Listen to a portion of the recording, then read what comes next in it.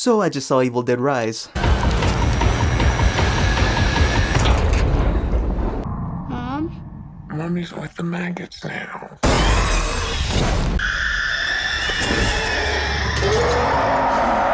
No!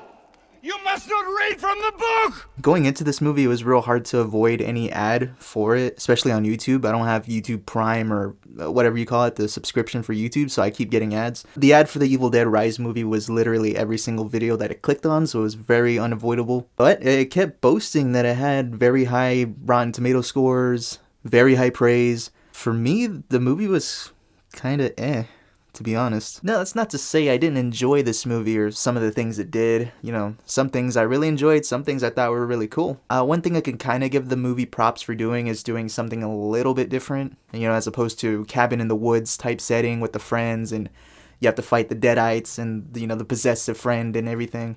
This one takes place in an apartment building with a family setting, so the mom gets possessed, the kids have to deal with that. It's a very more intimate thing, you know, as opposed to your friend getting possessed. Now it's your mom, so it's like, what are you gonna do? So that aspect I really enjoyed about this. Another thing I will praise this movie for was the acting in this movie. The mom character, Alyssa Sutherland, she did a pretty good job being this possessed mom who's literally trying to kill her kids. Yeah, her, Lily Sullivan, and Neil Fisher, I believe that's how you pronounce her name. Great performances from all three of those guys. Pretty much like the standouts of the film. Another thing I will give this movie props for doing, keeping true to Evil Dead at least, is using practical effects. Now there is some CGI, you know, sprinkled in here. For the most part though, they kept it pretty much practical, which is awesome. I will say though, as far as gruesomeness and bloodiness in this movie, it is pretty bloody.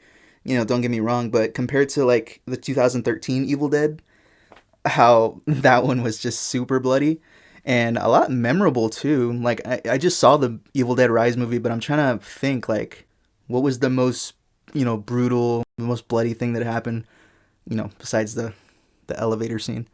One scene from Evil Dead 2013 that really sticks with me is the X-Acto knife scene. This one.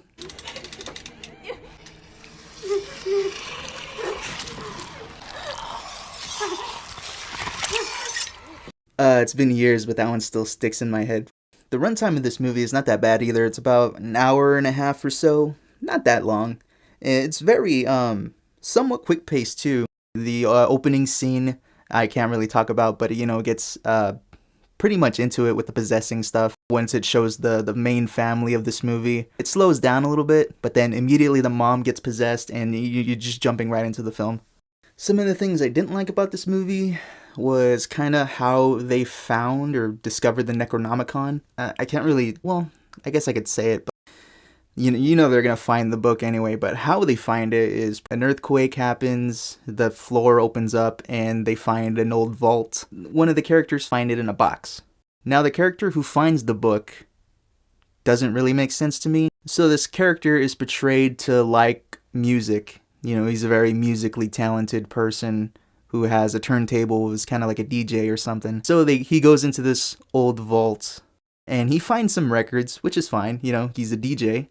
But then he finds the book, he finds the Necronomicon, and for some reason he takes it. And why?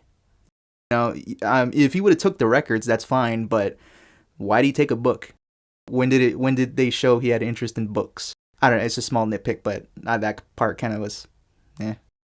So yeah, that character and a lot of the other characters make pretty stupid decisions in this movie. But, you know, it's a horror movie. You know, characters are going to make dumb decisions, and that's kind of a given for these movies. There was a lot of attempts at dark humor, and some of them do land.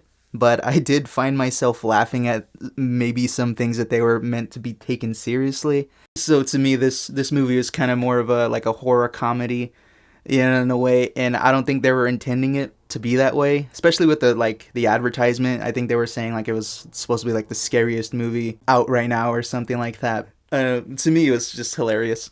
And going back to the 2013 movie, 2013 Evil Dead, I actually found that movie to be a lot more frightening, a lot more intense, gruesome, more bloody for sure. Overall, I think I would kind of prefer the 2013 Evil Dead. And plus, we got this really awesome video from Mushroomhead.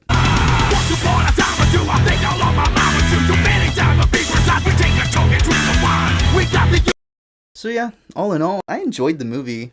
You know, don't get me wrong, there was some things, a lot of things I didn't really like about it. But other than that, I had a pretty good time. Was it the best Evil Dead movie? Not really. Was it enjoyable? Yeah, it was okay. See, if I were to rank this 1 through 10, see, I'd give it about probably a 6 out of 10. I did enjoy this movie. It was nice to see another Evil Dead movie, especially after the 2013 one, so it's been years since we had another one. Some things definitely could have been improved. It's looking like we might get another Evil Dead movie in the future. Maybe with this guy. Who knows? That's really all I got to say about this movie. If y'all like this movie, let me know what y'all thought about it in the comments down below, and I'll see you in the next video. Later.